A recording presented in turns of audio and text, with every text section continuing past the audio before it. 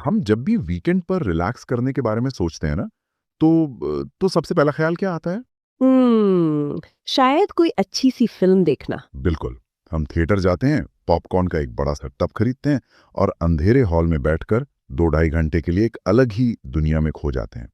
पर्दे पर hero villain को मार रहा होता है। भारी भरकम डायलॉग्स बोले जा रहे होते हैं। हाँ, और दर्शक तालियां बजाते हुए घर वापस आ जाते हैं। एक आम दर्शक को लगता है कि वो सिर्फ एंटरटेन हुआ है, लेकिन लेकिन क्या हो अगर ये सिर्फ मनोरंजन ना हो? ये एक बहुत ही गहरा सवाल है। क्या हो अगर पर्दे पे दिखने वाला ये पूरा एक्शन असल में समाज की सोच को एक बहुत ही खास दिशा में मोड़ने की कोई सोची समझी तैयारी हो? बिल्कुल, और अगर हम हाल के कुछ सालों में बॉलीवुड के सफर को देखें, तो ये बात और भी ज्यादा प्रासंगिक हो जाती है। एक बहुत बड़ा बदलाव देखने को मिल रहा है। सही कहा। और इसी बदलाव को समझने के लिए आज की इस विस्तृत चर्चा में हम एक बहुत ही दिलचस्प आर्टिकल का गहराई से विश्लेषण करने वाले हैं। हम्म। ये आर्टिकल आरएमएन स्टार्स पर 7 मार्च 2026 को पब्लिश हुआ है। इसे लिखा है नेशनल अवार्ड विनिंग जर्नलिस्ट और international screen writer Rakesh Raman ने। और इस आर्टिकल का टाइटल ही अपने आप में बहुत कुछ कह देता है। हाँ, टाइटल है Dhurandhar the revenge, how Bollywood's new muscular action genre masks a democratic decay. इस टाइटल में जो डेमोक्रेटिक डिके या लोकतंत्र के पतन की बात कही गई है, वही इस पूरे आर्टिकल का कोर है। लेखक का नजरिया ये है कि सिनेमा में जो बदलाव आ रहा है, वो सिर्फ ऑडियंस की पसंद बदलने का नतीजा नहीं है। तो फिर क्या है? ये एक गहरी सांस्कृतिक और राजनीतिक शिफ्ट है। चलिए इसे थोड़ा गहराई से समझने की कोशिश करते हैं।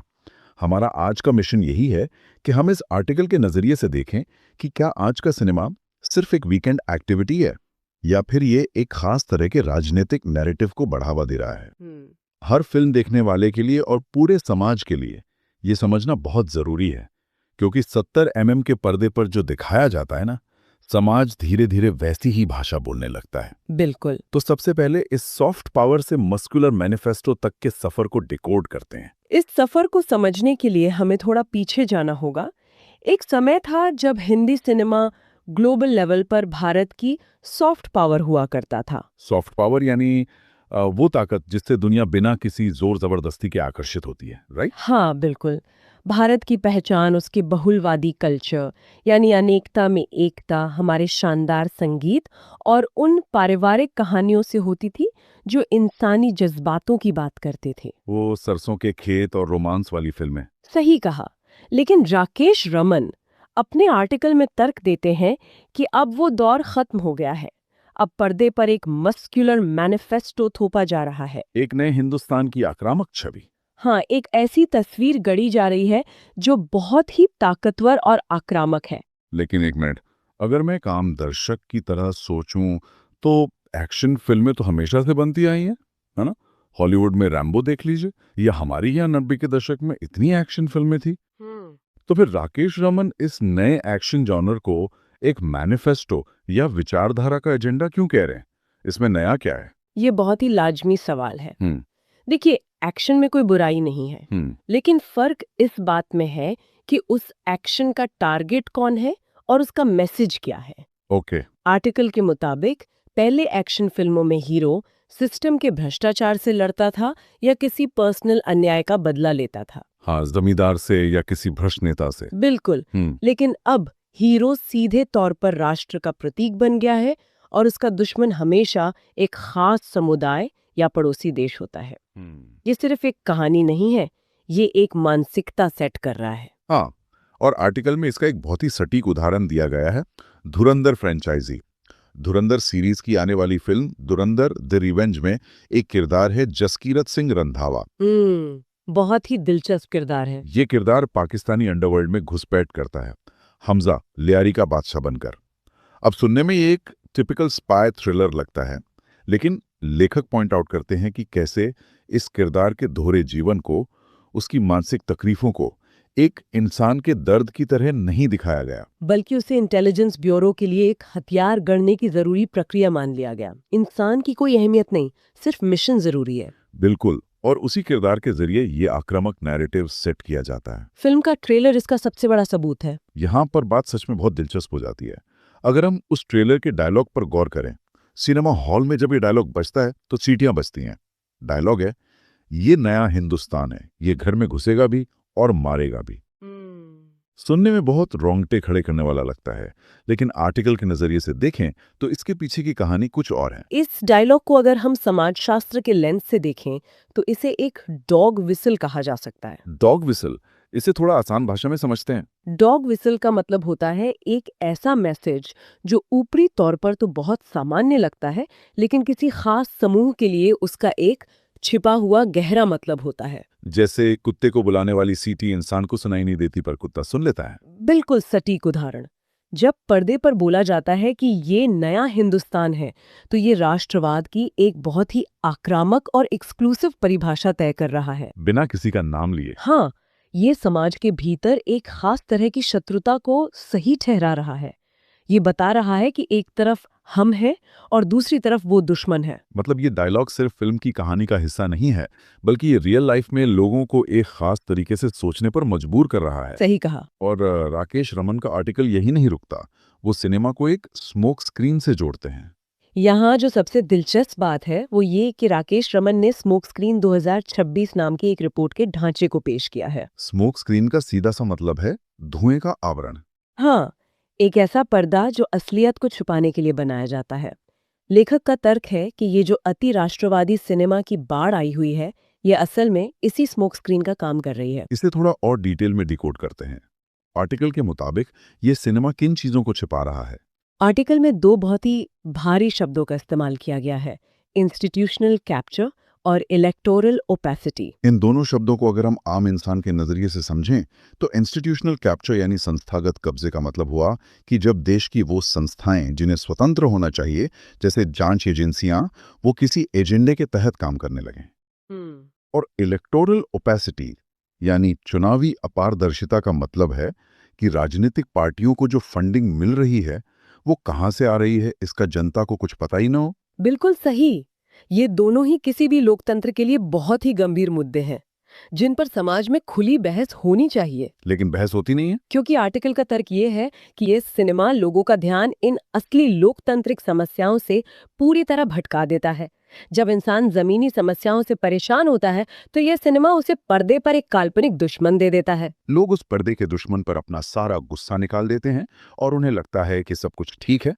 इस बात को अगर एक आसान एनालॉजी से समझें तो क्या ये किसी जादूगर के शो जैसा नहीं है? जादूगर का शो? कैसे? जैसे जादूगर स्टेज पर आता है, वो एक हाथ से कबूतर उड़ाता है, ऑडियंस का पूरा ध्यान उस उड़ते हुए कबूतर पर टिक जाता है, और उसी वक्त जादूगर अपने दूसरे हाथ से अपना असली खेल कर जाता है जो किसी को नजर ही नहीं आता। बहुत ही बेहतरीन एनालॉजी है। राकेश रमन के मुताबिक बॉलीवुड का ये नया मस्कुलर जॉनर वही उड़ता हुआ कबूतर है। ये बड़े बड़े धमाके दर्शकों का ध्यान भटका रहे हैं। और इसका सबसे बड़ा नुकसान ये है कि सिनेमा हॉल में बैठने वाले लोग जागरूक नागरिक की जगह सिर्फ दर्शक बनकर रह जाते हैं। बिल्कुल। लेकिन यहाँ इस चर्चा में आगे बढ़ने से पहले ये साफ करना बहुत जरूरी है कि हम यहाँ केवल इस आर्टिकल के नजरिए को एक्सप्लोर कर रहे हैं। हाँ, ये स्पष्ट होना चाहिए। हमारी इस चर्चा का मकसद किसी राजनीतिक विचारधारा का समर्थन या विरोध करना बिल्कुल नहीं है। हम सिर्फ ये देख रहे हैं कि स्रोत सामग्री में लेखक ने सिनेमा और समाज के इस रिश्ते का क्या विश्लेषण किया है। हम पूरी तरह से तटस्थ हैं। बिल्कुल, हमारा काम सिर्फ मूल स्रोत में दी गई जानकारी को सामने रखना है। तो चलिए अब बात करते हैं बॉलीवुड के इस नए बिजनेस मॉडल की। राकेश रमन ने अपने आर्टिकल में इन फिल्मों को सेफ बेट्स कहा है, यानी कमाई की गारंटी। ऐसा इसलिए है क्योंकि आज के माहौल में फिल्म निर्माता कोई नया प्रयोग करने से डरने लगे हैं। उन्हें लगता है कि एक सेट फॉर्मूला मिल गया है तो उसी पे चलते रहो, सुरक्षित दांव खेलते रहो। हाँ, आर्टिकल में ऐसी फिल्मों की एक पूरी लिस्ट दी गई है। लाहौर 1947, धुरंधर, 21, बॉर्डर 2 और बैटल ऑफ गलवान। अगर इन सभी फिल्मों की थीम देखें तो ये एक ही सांचे में ढली हुई नजर आती हैं। एक फिक्स्ड दुश्मन और राष्ट्रवाद का तड़का। इस लिस्ट में एक नाम सुनकर थोड़ी हैरानी होती है, लाहौर 1947, क्योंकि यह फिल्म विभाजन यानी बंटवारे के दर्द पर आधारित है। इसमें एक मुस्लिम परिवार के लखनऊ से लाहौर जाने की कहानी है। ये तो एक बहुत ही संवेदनशील विषय है। इसमें मस्कुलर एक्शन कहाँ से आ गया? यही तो इस पूरे शिफ्ट का सबसे क्रिटिकल पॉइंट है। लेखक समझाते हैं कि बंटवारा हमारे उपमहाद्वीप की बहुत बड़ी त्रासदी थी, उसमें बहुत सा दर्द था। सही बात है, लेकिन अब बॉलीवुड ऐसी संवेदनशील कहानियों को भी एक वैचारिक रूप से सुरक्षित ढांचे में फिट कर रहा है। यानी दर्द की कहानियों को भी एक लाउड राष्ट्रवादी नैरेटिव में बदल दिया जा रहा है। ताकि वो आज के माहौल में सेफ रहें और पैसा कमा सकें। और अगर हम कमाई की बात करें तो यहाँ एक बहुत बड़ा विरोधाभास देखने को मिलता है। कैसा विरोधाभास?